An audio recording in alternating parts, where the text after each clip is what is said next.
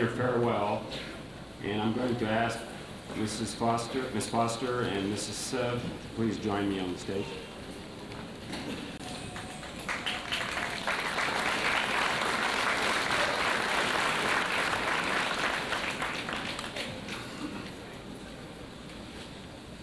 The senior class, through a vote, has selected Miss Foster as their teacher who has had the most influence on their class, and she would like to give a farewell to the class.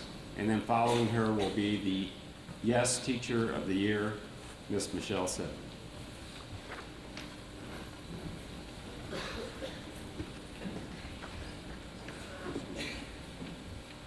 Would all the staff please stand, please? All the faculty stand. Thank you. Let me congratulate you all on the accomplishments that have brought you here today. Gifts and good wishes are abundant this time of year, and you get plenty of advice too, but I can't help resist heaping on just a little bit more. Eleanor Roosevelt once said, "The future belongs to those who believe in the beauty of their dreams." It is now time to take out the dreams that you've had for yourself, scrub them off, and take a fresh look. Dreams are rather elusive, but you have the opportunity to create the reality of those dreams and to form them and shape them any way that you want. Some of your dreams have to do with the profession you will choose, and I can tell you from experience that you must love the work that you do. Be aware of opportunities and try not to let them slip from your grasp, for we never know if they'll come around again. If you put your heart into your work, you really can't lose, and whether or not you make a great deal of money, you will have had a wonderful time, and no one else can take that away from you. Another dream that you probably have has to do with the people who are currently in your life and the ones who you will meet along the way. Keep in mind that exteriors are often deceiving, and that sometimes you need to approach others with tolerance, compassion, and understanding. Be fair with others who cross your path, and then insist that they be fair with you. Measure yourself not against people whom you might envy, but only against yourself and the potential I know that you have. Transforming dreams into reality also means that you have to work at defining yourself. I want you to be strong and aggressive and resilient and full of feeling. You need to, as Spike Lee would say, do the right thing and use your intelligence, wit, and a sense of humor as your only weapons against the world's inequities and harshness. Laugh a lot and enjoy the life that you make for yourself.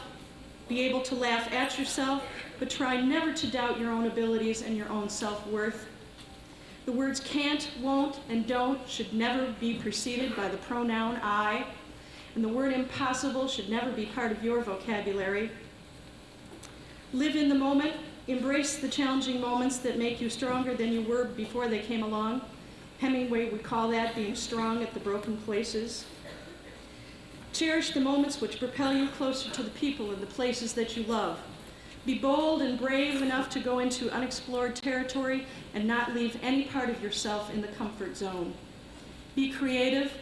Being creative means that you are heading down a path where no one else has been before and looking at things from a fresh perspective. You can't buy a ticket for the creative, and you cannot get there by looking at situations in the same old way. You can only get there by trusting your intuition and by taking the risk that someone else may see your methods as extraordinary. But what you will discover will be a new definition of yourself and the world around you. What you will achieve the dreams that lay waiting for you, and success will be within your reach. Lastly, remember that wherever you go, and by whatever other names you are called during your lifetime, that you will always be the class of 1998, and you will always be Big Reds. And for my AP students, wear sunscreen. Thank you.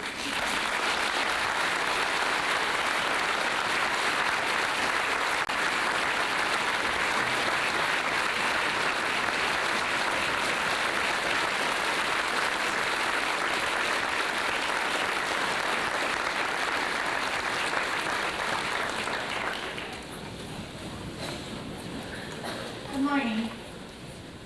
I remember hearing when I was your age that your high school years are the best years of your life. Well, I'm here to tell you that it does get better. Except right now I'm experiencing nausea and heartburn and too many emotions. But other than that, things are wonderful, and I'm so excited at this time in my life. First of all, I'd like to thank Andrea Fortin once again for the very touching essay she wrote. I'm very proud to be chosen Teacher of the Year by the Yes Club this year. It's a great honor to be able to speak to the 1998 graduating class today. You're the class I started with when you were all sophomores. I will have the hardest time saying goodbye to you because I know you the best of all the previous graduating classes. See, here come the emotions. So many of you have touched my life and made a positive difference in my experience here at PH. I only hope in a small way I've done the same for some of you. I'm quite proud to see you off today. I just have a few words of advice. You knew I wouldn't be able to let you go without a little bit of nagging. First of all, please think about how your actions and decisions affect not only you, but your family, your friends, your coworkers, and eventually your children. Also, listen twice as much as you speak. Don't take after me. Finally, if you remember Jean and Finney from A Separate Piece, I see that you do, then you'll remember that each of them had a battle to fight, as do each of you. Go into your battles armed with integrity, honesty, knowledge, and love.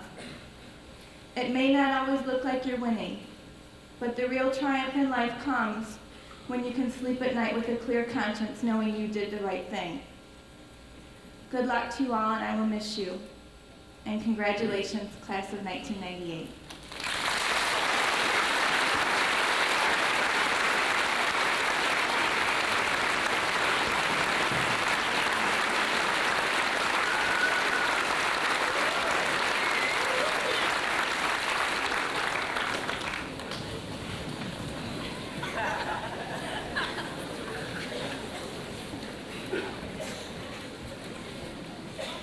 Thank you, Ms. Foster. As we near the end of the assembly, it's time for the passing of the gavel from class of 1998 to the class of 1999, next year's seniors. Would Amanda Schuster, class president of 98, please come forward and pass on the gavel to Julie Crimmins, class president, class of 1999.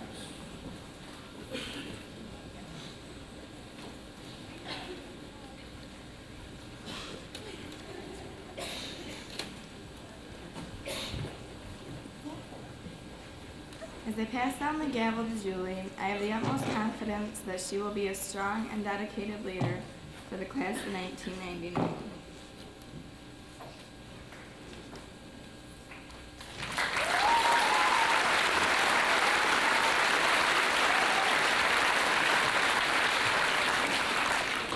I would like to thank Mandy and the entire class of 1998 for giving us all such a great year. You're a very special class, and one that will be with us in our hearts and thoughts for years to come. I'm honored to accept this gavel as a symbol of the Big Red pride and tradition, and I can only hope that we, the new senior class of 1999, can live up to the high standards you have set for us. On behalf of the entire student body, I would like to say thank you for 4 great years. You'll be greatly missed, and best of luck in all your future endeavors.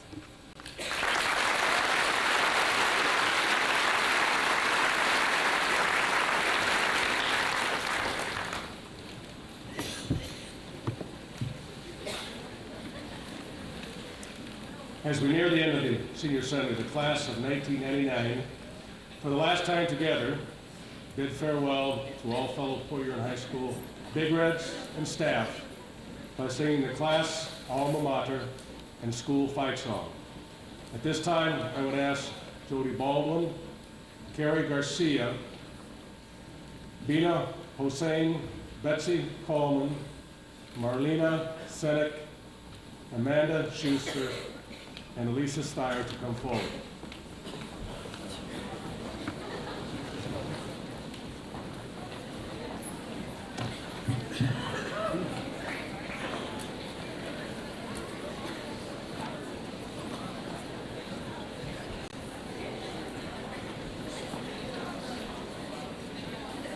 Will the class of 1998 please rise and face the audience?